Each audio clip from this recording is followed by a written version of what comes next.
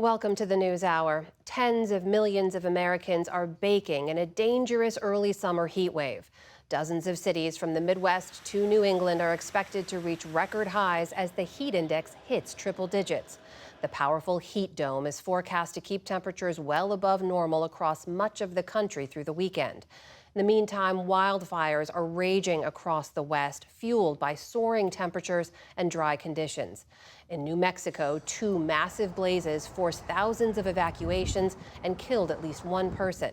And a major fire north of Los Angeles remained less than 40% contained. Across the globe, authorities say hundreds died in Saudi Arabia, where temperatures reached 125 degrees at the Grand Mosque in Mecca this week.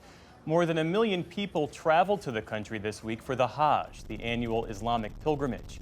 In Greece, a stifling heat wave was responsible for the deaths of multiple tourists, including a 55-year-old man from Floral Park, New York. For more on the impact and implications of all this, we're joined by journalist Jeff Goodell. He's author of the book, The Heat Will Kill You First: Life and Death on a Scorched Planet. Welcome back to the program. It's good to have you here. Good to be back. Some 75 million Americans are under an excessive heat warning or heat advisory today. Some of these warnings are the first ever issued in places like New Hampshire and Maine. How unusual is this heat wave that we're seeing right now, and how much of it is driven by climate change? Well, that's a really good and important question. Obviously, heat waves are nothing new.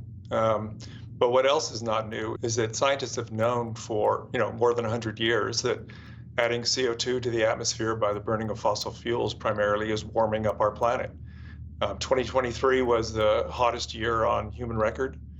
10 of the last hottest years have been in the last decade. So what we're seeing today is completely consistent with what science tells us. We're seeing longer heat waves. We're seeing more extreme heat waves. We're seeing them starting earlier in the year.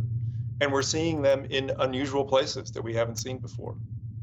I know from having read your book that extreme heat is the deadliest form of severe weather. What are the particular dangers of a drawn-out heat wave like this, and who's the most affected? Our bodies are like, these heat machines. We have this kind of unconscious mechanism in our bodies that keeps our bodies at a very stable temperature. I think everyone knows that. When you go to the doctor, the first thing the doctor does is take your temperature. It's a sign that things are wrong. And so what happens during these extreme heat events is that our body has to work much harder to maintain that temperature. And so what happens is your heart starts pounding, it starts pushing more blood towards the surface of your skin where it can be cooled through sweating. And that can work for a while, but if the temperatures get too high, it really puts your life at risk. Not everybody is equally vulnerable. People who are older, people who have weak hearts, young children, pregnant women, people who are on certain kinds of medications, their bodies can't regulate the temperature. And once your body starts warming up, it's really not pretty what happens. It raises the question of what to do about all of this. And earlier this week, a coalition of labor and environmental groups filed a petition to urge FEMA to include extreme heat and wildfire smoke in their definition of major disasters. How might that help, and what are the challenges to that approach, logistical and otherwise? Yeah, that's an important question too. I mean, FEMA has been focused on major disasters that impact infrastructure, where federal money is needed to, say, rebuild power lines and provide housing for people whose homes have been destroyed in hurricanes and other events like that.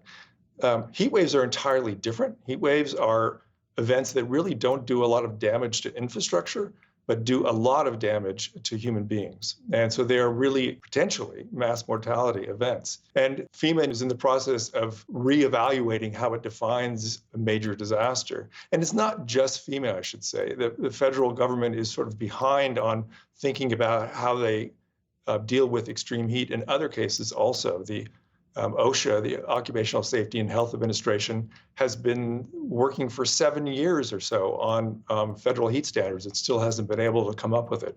So, the government is really behind on understanding and dealing with these extreme heat events. In the meantime, the world is getting hotter. That is clear from all of the data. What does life on a much hotter planet look like, Jeff? Well, I live in Austin, Texas. I can tell you very well what life on a much hotter planet looks like. We had 40 days above 105 degrees last summer, and it's looking like that again. You live a vampire life. You stay inside during the day. If you're lucky enough to have air conditioning, you go out in the morning, you go out in the evening. This is manageable to a certain level, but as this heat increases hotter and hotter, more the risks to vulnerable people gets greater and greater. I call heat a predatory force in my book. It really does go after the most vulnerable people first. And so we're going to see more and more suffering and more loss as these temperatures climb. That is journalist and author Jeff Goodell. Thanks so much for your insights. Thanks for having me.